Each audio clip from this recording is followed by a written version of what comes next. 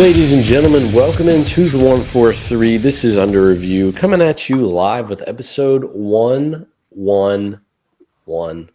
Nick, how we doing today? Virtual episode number 111. I'm doing great. It is an interesting time. We've hit that brief off-season buffer period. Coming at you with a free agency episode. So this is going to be a good one. We're looking forward to it. Yeah, this is an early free agency episode, just because free agency hasn't officially started yet, but a lot of big names this year will be kind of out there on the market, probably is what they're thinking. Mm-hmm. There will be multiple free agency episodes this offseason for sure. Right now we're in the deep offseason, I would call it, because there's no baseball right now either. So, we're rolling with, and basketball is just, I don't know if y'all watched the All-Star game, but basketball, just not even the players care right now. So it's like, how can we care if you don't care? Like, I'm just going to say that. Valid. Okay. That's why we're not doing basketball. Mm-hmm. And so, and I got a lot of issues with the NBA. I'll be real with you, Nick. Well, this is neither here nor there, but I'm just going to tell you right now, I'm fed up with it. Okay.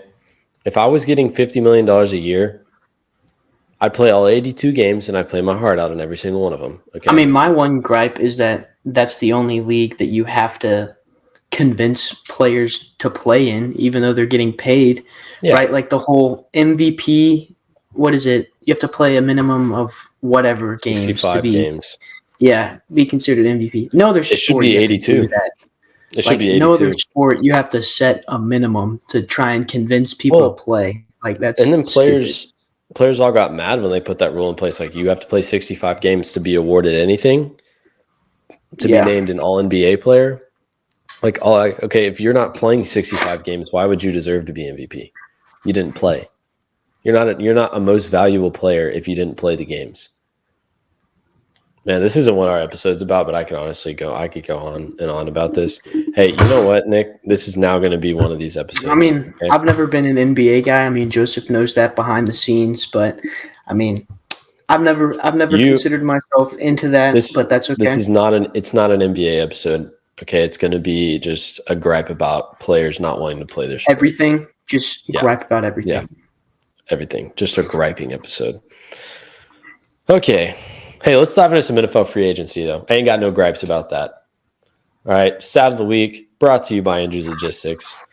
There are 5 star running backs that are rumored to not be franchise tagged. So the franchise tag did open last week, I think, and maybe the week before. Players are allowed to be franchise tagged, which means if a franchise tag is placed on a player, they are there for the next year with I think their pay is the top 5 at their position, like the average of the top 5 players of their position's pay. So that's how the franchise tag works. That means that player will play for that team for one more year. At least these running backs are not going to be franchise tagged, meaning they will be free agents. Saquon Barkley, Josh Jacobs, Tony Pollard, Derrick Henry, Austin Eckler. Those are the 5. Those are some big name running backs right there that will probably be available to other teams, as well as the team they're currently on. Is coming to Dallas. One of those dudes is coming to Dallas. And it's going to be Derrick Henry. We're getting King Henry. That's who it's going to be. That's who we want. That's what Under Review wants is King Henry. That's what we need. Now, and sit on his throne. A close second, I'd be okay with Josh Jacobs as a close second. Absolutely. I don't want Saquon. I don't want Tony. Injury prone. And Austin Eckler, it's been a letdown, so I don't want him either. He did not have a great year this year. No. But your player of the week, Chris Jones, he is the top graded free agent. Obviously, he had a lot of buzz around him this last year. He recorded 10.5 sacks along with 30 total tackles. And he also got himself another Super Bowl ring this year with the Kansas City Chiefs. He was a huge part of their defensive success. He showed up and showed out in in that Super Bowl, he made a huge play at the end of the game for the Kansas City Chiefs. So he has been wreaking havoc since he entered the league in 2016, and he's been a vital part of their defensive front. Yeah, he was crucial in the Super Bowl, just wreaking havoc on the O-line. And the play that the Niners should have had in overtime for a touchdown to Juwan Jennings, he's the reason that pass was not completed. And so, yeah, he should be the top-rated free agent. Not here to talk about defensive guys, though, for the whole episode. We're going to talk about some stars. No. And got some quarterbacks. Top two probably being Baker Mayfield and Kirk Cousins. Both guys, Baker played out of his mind this year. Did exactly what he needed to do to be able to get a paycheck next season. Pretty big one. Absolutely. I mean, he played on a very mediocre to below average Tampa Bay Buccaneers team, and not only got them a division win, he also got them a playoff win, which is pretty huge. Obviously, they haven't been anything since they won that Super Bowl with Brady back in 2020. They've been struggling ever since then, but they found themselves a good one in Baker Mayfield for that 1 year. So we'll see what happens around him. Personally, I think he did good enough last year to for sure earn him a spot as a starting quarterback somewhere. I mean, I think he should stay in Tampa. I think that's a good place for him. I think build a brand. Yeah. He had some good chemistry with Mike Evans. As you know, Mike Evans, he's been a beast. But that's what I was going to say. Mike Evans, also a free agent. Obviously, the Bucs want to keep Mike, and Mike's their priority, which he should be. But, if Mike doesn't stay, maybe it's best for Baker to go somewhere else, because without Mike, that offense, it takes a big hit. Absolutely. I agree. I would say for Kirk, that's an interesting one because I don't know. I'm kind of back and forth on whether he's for real or not. We don't know yet. We haven't. Obviously, this last year was kind of a dud for him. Unfortunately, he suffered an Achilles tear towards the beginning of the season, so he missed basically the entire season. But he did have a good, solid season 2 years ago, whenever the Vikings went, whenever they won the division, and I think they might have been 11-6. I think they were. Yeah, I think they were 11-6. I think so. That was the year they had that famous comeback against the Colts as Matt Ryan crumbles again, being ahead by however many points that was. 30, but Kirk Cousins, 30. He is up there on the free agency list. I think he's older quarterback a little bit. Yeah, I think he's got a good reputation up there in Minnesota. He's been doing good. All the players love him. All the coaches love him.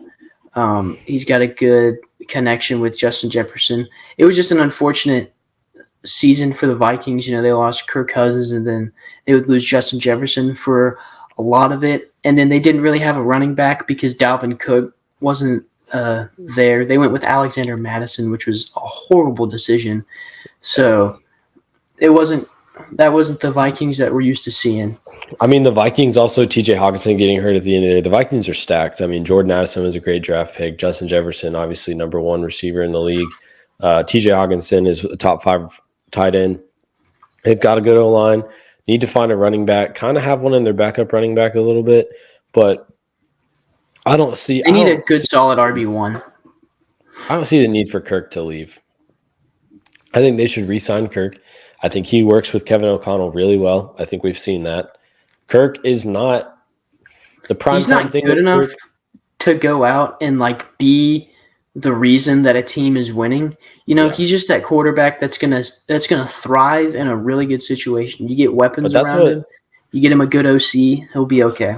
That's what I'm saying. I think Kevin O'Connell, Justin Jefferson, and Jordan Addison are the guys, and Kirk just needs to be a distributor, which he is. He's not. He doesn't shrink in prime time or anything like that. Like Kirk's good, and I think that I think Kirk's gonna say I don't think they even have a high pick in the draft. I don't think they need to go trying to find a quarterback right now, or they're gonna lose Justin Jefferson. So, and try to make your star receiver happy, especially when he's not he's more popular than the quarterback. So. That's a big one. So between those two, I think both quarterbacks should stay where they are. I think it's a good situation for them both if they can keep their number one receivers. I also saw Pittman on the Colts is a free agent. Michael Pittman. Yeah, yep. Michael Pittman's going to be a free agent. Obviously, all these teams have the ability to re-sign their guys, so he could stay with Indy. Or he could leave and go somewhere else. And I don't know where else is in desperate need of him right now. Can't think off the top of my head, but maybe like Baltimore, they need some receivers. Baltimore's in desperate need for some receivers. They have no receivers. That was unfortunately what got exposed for them in that game against the Chiefs is ultimately not having receivers. Obviously, they have been destroying defenses all year during the regular season, but then whenever it came down to, prime time against one of the best defenses and defensive-minded defensive coordinators in the league, they just crumbled, and Zay Flowers just couldn't hold all the weight on his shoulders.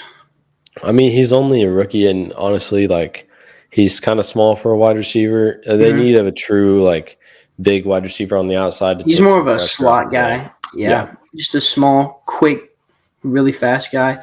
Another receiver that's out there, T. Higgins. Actually, breaking news. I think it happened today. T. Higgins got franchise tagged. He did? Okay, well then never mind. That was one that I was always interested in, was the Jamar Chase, T. Higgins duo, was because, ever since, they got together in the league, they've been just a disgusting duo. And then you've kind of wondered, when is T. Higgins going to get greedy and get tired of being the wide receiver 2 in Cincinnati and want to go be the wide receiver 1 somewhere else? But to his credit, he would rather stay and build up a brand in Cincinnati. He's in a good situation. He does want to stay. He wants to stay, but the money's not going to be there. That's what I think. They're going to have to pay Jamar. They're going to pay Jamar over T. T's really good. T could be a number 1 somewhere else. So I think,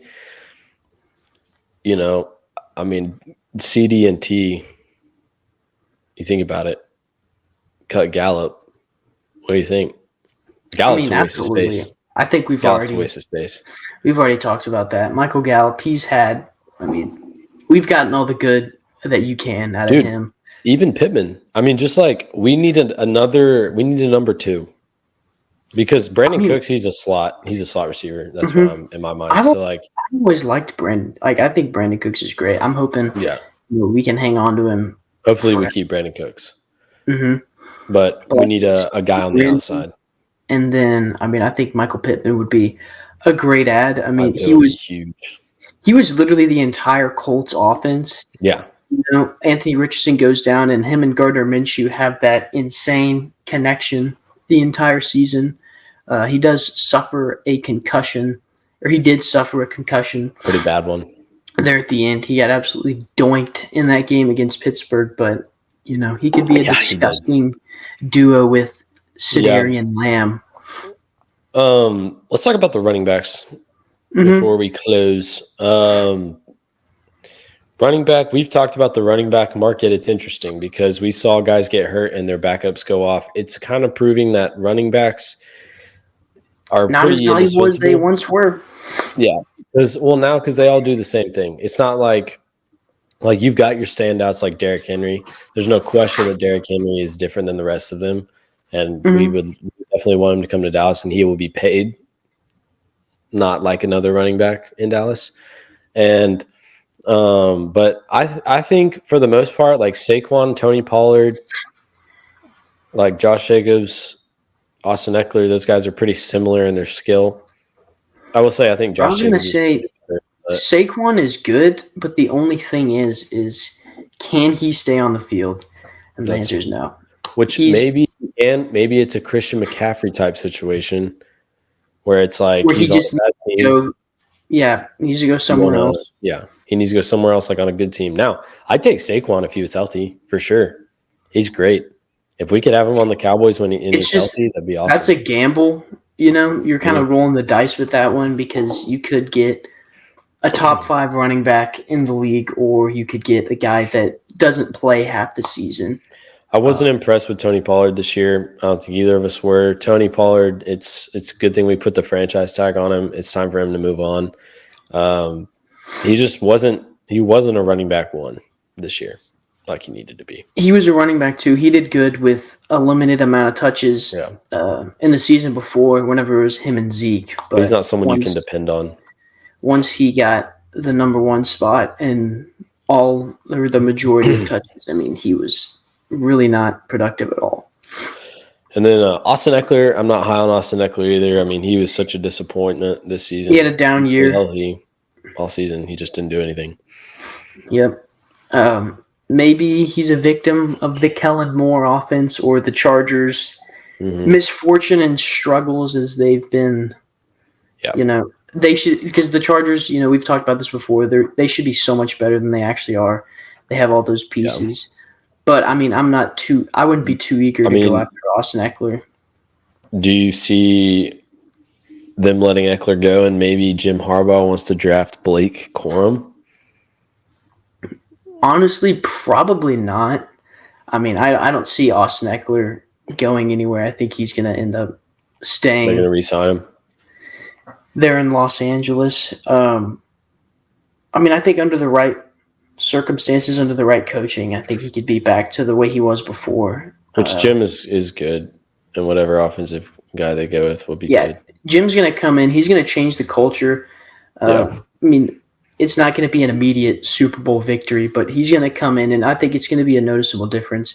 They held on to Brandon Staley way too long, and the unfortunate thing is that kind of ruined a little bit of, the offense, unfortunately. Like, it really didn't let Justin Herbert thrive. Like, we talked about this before. He should have been fired after that playoff debacle they had against Jacksonville. But, it's all over now, so we're looking to the future. Yeah, somebody's got to challenge the Chiefs in that division. Maybe it'll be LA.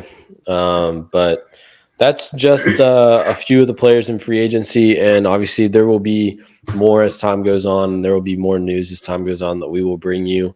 But that's what we got. That's what we got for. We'll be able to talk about it a little bit better once most of these guys go somewhere or go back to where they were. March 15th starts free agency. So. But these are the big names that you're going to want to look for during free agency. We're just holding out for King Henry to come sit on his throne in Dallas. Come sit on the throne, King Henry. All right, here's like to end our shows on under review. I've brought to you a quote from Pete Carroll, longtime Seattle Seahawks coach and legend coach. up there. Did a lot of damage. He said, "Stay hungry, remain humble, and get better today." And that's the truth. Ain't that the truth?